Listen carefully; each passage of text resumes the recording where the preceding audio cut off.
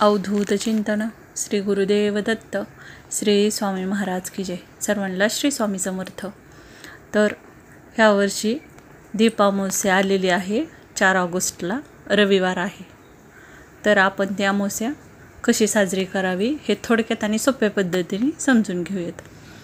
तर आपल्या घरातले जेवढे दिवे असतील, निरंजन असतात, समया असतात, परत छोटे दिवे असतात, परत पंत्या असतात आपल्या दिवाळीच्या वगैरे आपण ठेवलेल्या, तर सगळ्या काढायच्या आणि साफ करायच्या, स्वच्छ करायचे एकदम लख्ख।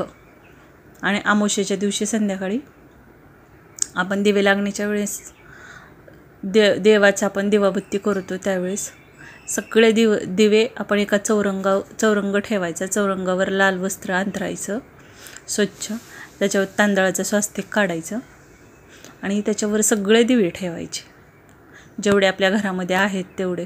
त्यांना गंध, पुष्प, अक्षदा, वस्त्रमाळ सगळं व्हायचं, अगरबत्ती हे सगळं करायचं। आणि आपल्यात कुणाकुणाच्यामध्ये पद्धत असते की आपण नाही का कणकीचे दिवे बनवायचे, म्हणजे कुणाच्यात असते कुणाच्यात नसते, म्हणजे ज्याच्या त्याच्या रीतीनुसार असतं। तर मग ते 5 दिवे बनवतात आणि त्याच्यामध्ये तुपाच्या 5 वाती लावून त्या दिव्यांची अशी पूजा केली जाते। आणि त्याच्यानंतर मग काही पण गोडाचा नैवेद्य तुम्ही बनवू शकता, बर्फी म्हणा, पेढे किंवा खीर शेवयाची, आणि लाह्या बत्तासे असले तरी चालतात। तर मग अशा प्रकारे आपल्याला दिव्यांची पूजा करायची, त्यांचा आभार मानायचं। वर्षभर आपण आपल्याला देवघरामध्ये आपण दिवा लावतो, म्हणजे त्यांचे पण पूजन करण्याचा एक दिवस असतो, त्या दिवसाला म्हणतात दीपामावस्या। आणि ती आषाढाच्या लास्टला येते आणि अमावस्या संपल्यानंतर श्रावणाची सुरुवात होते। मग हे अशी दीपामावस्या आहे।